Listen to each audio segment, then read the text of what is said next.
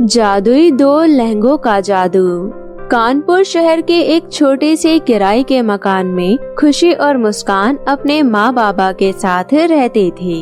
उनके माँ बाबा दिनेश और लक्ष्मी एक बिल्डर के पास ईंटा ढोने का काम करते थे और उसी से किसी तरह उनके घर का गुजारा चलता था।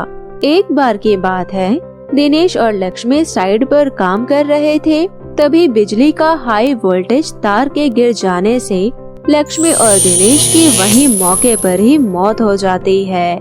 माँ बाबा के गुजर जाने के बाद खुशी और मुस्कान अनाथ हो जाती है। दीदी, दीदी, माँ और पिताजी हमें छोड़कर क्यों चले गए? बताओ ना दीदी, वो कहाँ चले गए? मुस्कान, रोते नहीं, मैं हूँ ना, और माँ बाबा हमें छोड़कर कहीं नहीं गए हैं। वो आसमान में तारा बनकर हमें वहाँ से देख रहे हैं। अब चलो चुप हो जाओ। माँ को अगर पता चला कि उनकी लाडली रो रही है तो उन्हें कितना बुरा लगेगा। चलो अब खाना खा लो। फिर खुशी और मुस्कान दोनों खाना खाते हैं। कुछ दिन ऐसे ही बीत जाते हैं। फिर एक दिन उनके घर मकान मालकिन आती है। बहुत हो गया तुम दोनों का। हमारा घर कोई अनाथ आश्रम नहीं है जो तुम दोनों यहाँ आराम से रह रही हो। 2 महीने से ज्यादा हो गया और अभी तक तुमने किराया नहीं दिया है। देखो अब बहुत हुआ। मुझे तुम दोनों के साथ बहुत हमदर्दी है, लेकिन अब मैं तुम्हें यहाँ और रुकने नहीं दे सकती। चलो निकलो मेरे घर से और कहीं और जाकर रहो, समझी? इतना बोलकर मकान मालकिन दोनों बहन को घर से निकाल देती है। मालकिन, हमें यहाँ से मत निकालिए। हम कहाँ जाएंगे, क्या करेंगे? हम पर तरस खाइए मालकिन। अभी तक तरस से खा रही थी जो तुम्हें अब तक फ्री में रहने दिया, लेकिन अब और नहीं। जल्द ही मेरा घर खाली करो। दोनों बहन रोते रोते वहाँ से निकल जाती है। दोनों बहन को चलते चलते सुबह से शाम हो जाती है और वो वहीं एक पेड़ के नीचे थक कर सो जाती है।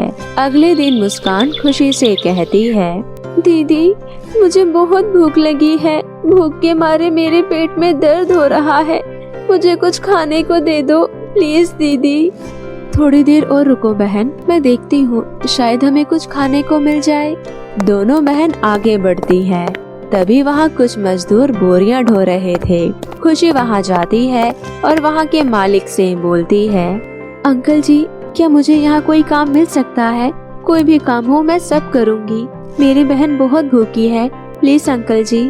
बेटा, आप लोग तो अभी बहुत छोटे हो और यह काम आप नहीं कर पाओगे। बहुत ही ज्यादा मेहनत का काम है। यह लो, यह 100 रुपए, तुम दोनों इस पैसे से कुछ खा लेना और अब घर जाओ। नहीं अंकल जी, मुझे बिना मेहनत के आपसे पैसे नहीं चाहिए। ये तो भीख मांगना हुआ ना। मेरी माँ हमेशा कहती थी कि मेहनत से ही कमा कर खाना चाहिए। अच्छा बाबा, ठीक है। रामू, गुड़िया को भी काम बता दे। और हाँ, शाम तक काम करने के 200 रुपए मजदूरी हैं। आपको बहुत बहुत धन्यवाद अंकल जी। मुस्कान, तुम थोड़ी देर यहीं बैठो, मैं जल्दी से ये काम खत्म करके फिर तुम्हें बहुत ही बढ़िया बढ़िया खाना खिलाऊंगी, ठीक है? मुस्कान को वहीं बैठाकर खुशी बोरियां ढोने का काम करने लगती है। खुशी का भी भूख से बुरा हाल हो रहा था, लेकिन मुस्कान की खातिर उसने हिम्मत नहीं हारी। पूरे दिन की कठिन मेहनत करने के बाद खुशी को 200 रुपए मिलते हैं। खुशी सबसे पहले उस पैसों से रोटी सब्जी खरीदकर मुस्कान को देती है। दीदी, पहले आप खाओ। आपने भी तो सुबह से कुछ नहीं खाया ना। आप खाओ तभी मैं खाऊंगी।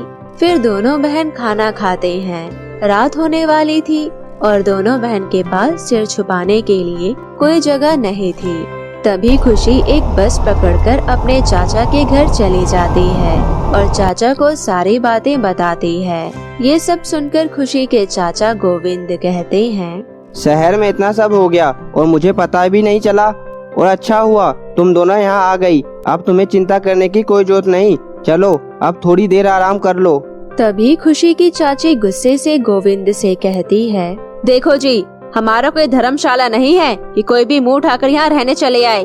वैसे भी ये घर मेरे भाई के दिए पैसों से चलता है।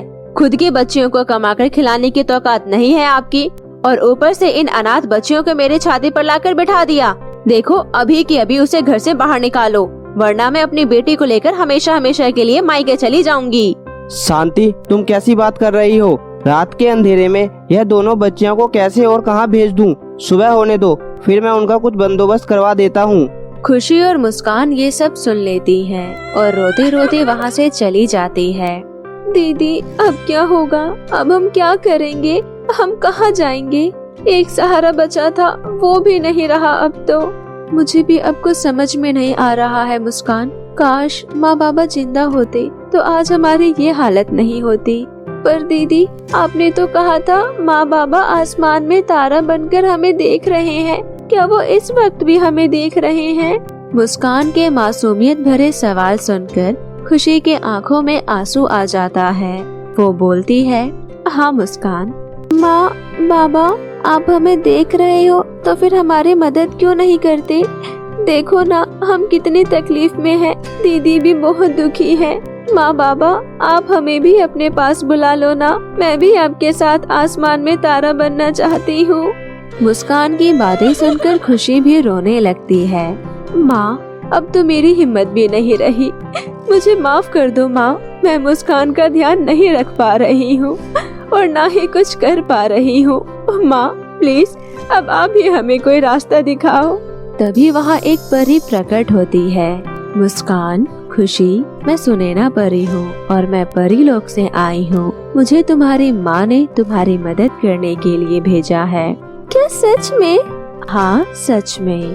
परी जी मेरे माँ बाबा कैसे हैं? वो ठीक तो है ना? हाँ वे लोग बहुत ही अच्छे हैं। बस उन्हें तुम दोनों की चिंता लगी रहती है, इसलिए आज उन्होंने मुझे तुम्हारे पास तुम्हारी मदद करने के लिए भेजा है। बताओ मैं तुम्हारी कैसी सहायता कर सकती हूँ? फिर खुशी परी को अपनी सारी परेशानी बताती है। हमारे पास तो सिर छुपाने के लिए छत भी नहीं है और ना ही खाने के लिए पैसे हैं। अब आप ही बताइए परी जी, मैं क्या करूँ? कहाँ जाऊँ? तुम्हें अब चिंता करने की कोई जरूरत नहीं है। आज से तुम्हारी सारी परेशानी खत्म।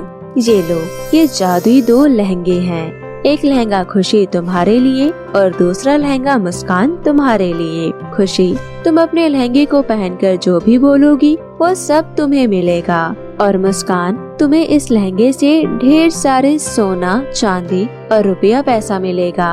अच्छा अब मैं चलती हूँ, अपना ध्यान रखना। इतना बोलकर परी वहाँ से चली जाती है। खुशी जल्दी से लहंगा पहनकर जादुई लहंगे से कहती है, यह जादुई लहंगा हमें हमारा घर दिला दो। खुशी के इतना बोलते ही उसके सामने एक बहुत ही आलीशान घर बनकर तैयार हो जाता है और फिर इस तरह वो अपने लहंगों से घर की जरूरत की सारी चीजें मांगती है और वो उसे जादुई लहंगों के जादू से मिल जाता है। मुस्कान अपने लहंगे से खूब सारा धन दौलत मांगती है, जिससे जल्द ही दोनों बहुत ज्यादा अमीर हो जाती है। अब खुशी और मुस्कान के पास किसी भी चीज की कोई कमी नहीं थी। वे दोनों बहन अपने साथ साथ गांव के सभी गरीब और जरूरतमंद लोगों की खूब मदद करती थी। गांव के सभी लोग अब खुशी और मुस्कान की खूब इज्जत करते थे। धीरे धीरे जब ये बात मुस्कान की चाची शांति को पता चलती है तो वो मुस्कान और खुशी से मिलने उसके घर आती है। अरे चाची आप आइए आइए अंदर आइए। खुशी और मुस्कान बेटा तुम दोनों मुझे माफ कर दो। अरे वो तो उस दिन यूं ही मेरे मुंह से अनाप शनाप निकल गया था। तुम्हें ऐसे बिना बताए घर से नहीं आना चाहिए था बेटा। मैंने तुम्हारे जाने के बाद तुम दोनों बहनों को ढूंढने की बहुत कोशिश की पर तुम हमें कहीं नहीं मिली। मुझसे अनजाने में जो भी गलती हुई हो माफ कर दे बेटा। पुरानी बातें भूल जाओ, आखिर मैं भी तो तुम्हारी माँ जैसी ही हूँ ना। कोई बात नहीं चाची जी, हमें आपसे कोई शिकायत नहीं है। आप जब तक चाहो यहाँ रह सकती हो, इसे अपना ही घर समझो।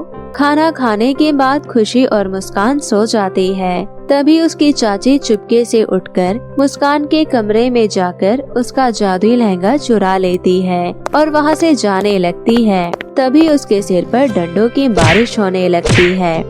हाय हाय मर गई रे, ये क्या हो रहा है मेरे साथ? हाय कोई बचाओ मुझे, बचाओ, हे भगवान बचाओ। तभी शांति के रोने और चिल्लाने की आवाज सुनकर खुशी और मुस्कान भी वहाँ आ जाती हैं। अरे चाची ये क्या हो रहा है और आप इतना चिल्ला क्यों रही हैं? मुझे माफ कर दे बेटा, मैं लालच में आकर तुम्हारा जादुई लहंगा चुरा कर भाग रही थी। जिसके बाद मेरी ये हालत हो गई। मैं तुमसे हाथ जोड़कर विनती करती हूँ, प्लीज इस डंडे को रोक ले, वरना तेरी चाची आज इस स्वर्ग सिधार जाएगी। प्लीज बेटा। जादुई लहंगे, चाची को माफ कर दो और इन्हें जाने दो।